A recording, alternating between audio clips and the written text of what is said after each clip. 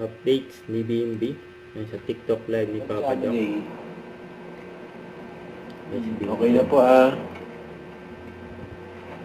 Wag baby Papi Jack, ayaw ni Bimbi. Hindi, anak ni Aling Baby yung kaya tinawag kong Baby. Oh! Yung remember yung kapitbahay na nagtitinda ng ulam, si Aling Baby.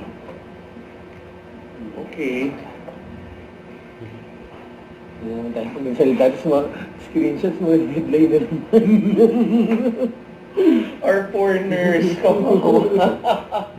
Yung lambingan, yung lokohan. That's lambing po. I was making her loko lang. She's making aura.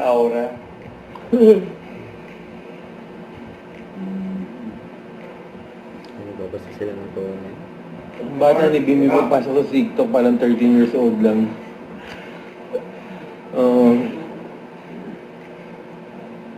Okay, nakita niyo na, pa-sticker na kayo. Super handsome daw. Ay, thank you. Ay, ako ba? Ay, siya pala. Ang ganda naman ng skin mo dito, Pin. Ang ganda ng skin mo. Walang sinabi yung skin ko. Oh.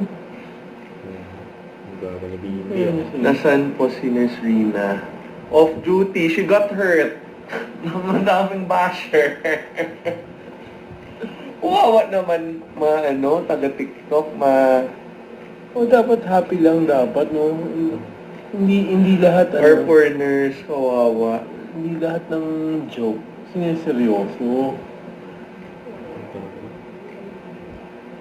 She's really like that talaga, aura. Maganda si Nurse Rina eh. Nahawa kay Papa Jack sa kagandahan.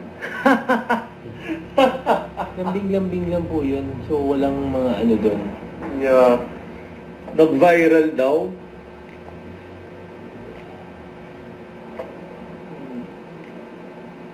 Pwedeng kay Nurse Rina na lang ako. Siya sa boyfriend, RC. May Kuya D. Kuya D kasi Kuya Darling. Siyempre ako ng tao sa BNB.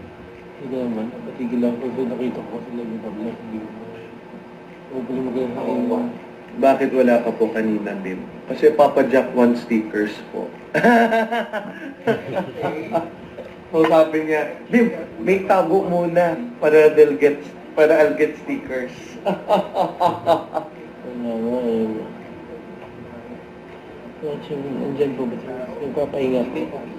Doggy. Meron po doggy si BM na sa TVJ page po. But please po, don't bash Nurse Rina na ha.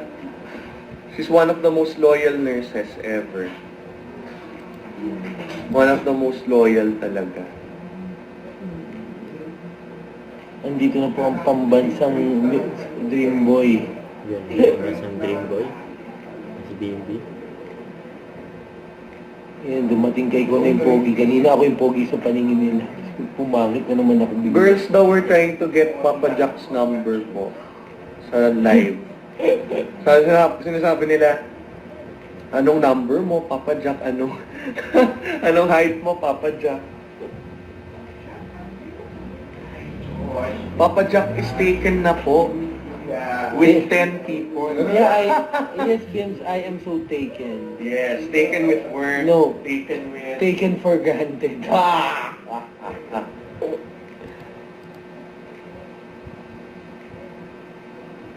Soft-spoken, kala niya soft-spoken ako, matalak po ako. Oh yeah. That's his job naman po eh. Kasi ako I can't make talak people, so siya ang nagtatalak.